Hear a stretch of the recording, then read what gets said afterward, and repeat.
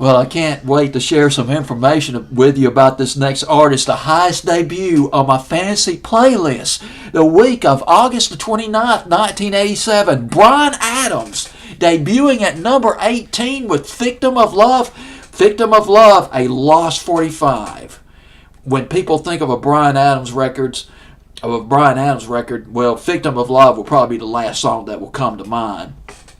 But I got it up at number 18 on my fantasy playlist. I want to go back a little bit on Bryan Adams. He started in the 70s. He was very young. And I just learned this. Bryan Adams, one of the early bands, one of the bands that he got started in was in a band called Sweeney Todd. Sweeney Todd. It's Sweeny. And I knew that band sounded familiar. I read about this band before, but where? Well, I found out when I did some research. You see, Sweeney Todd was a glam band back in the mid-70s in Canada. Nick Gilder was the original lead singer of Sweeney Todd. And that's how I learned about Sweeney Todd. When I read about Nick Gilder, I found out about Sweeney Todd. Nick Gilder left the band to pursue a solo career, and he would have that big hit, Hot Child in the City. His replacement, a 15-year-old teenager named Bryan Adams.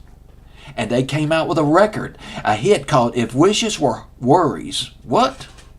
I take that back. If Wishes Were Horses, that's the name of the record. It was a hit in Canada back in 1976. Bryan Adams released his first debut album, 1980, came out with another album in 1981, but it wasn't until 1983 he came out with the album called Cuts Like a Knife. Straight from the Heart, his first humongous American hit in the spring of 1983, and then Cuts Like a Knife came after that, I think around the summer of 1983, and one of my favorite singles by Bryan Adams this time, and I think around the summer or fall of 1983. I got that on another 80s fantasy playlist. Reckless came after that. Heaven, Run to You, One Night Love Affair, Summer of 69, all on this Reckless album. This propelled him to superstardom, this album did. Now, a couple of things. One thing about this album, Reckless and Cuts Like a Knife, Bryan Adams co-produced this album with a guy named Bob Clearmountain. Bob Clearmountain, one of the things that he did, this guy had gravitas.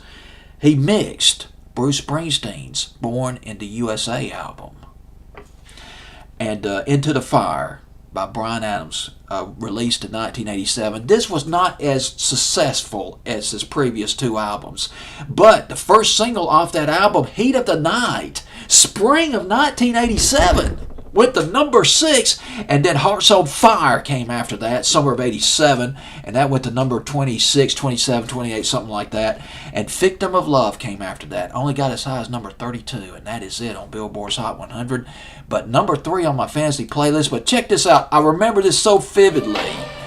Goodbye was really all it took. Now you're thumbing through the pages of your little black book. Somehow all the numbers look the same. Man, I remember listening to that on the car radio, and it just hit the spot. The memories just come flooding back. Bryan Adams debuting at number 18 on my fantasy playlist, August 29th, 1987, Victim of Love.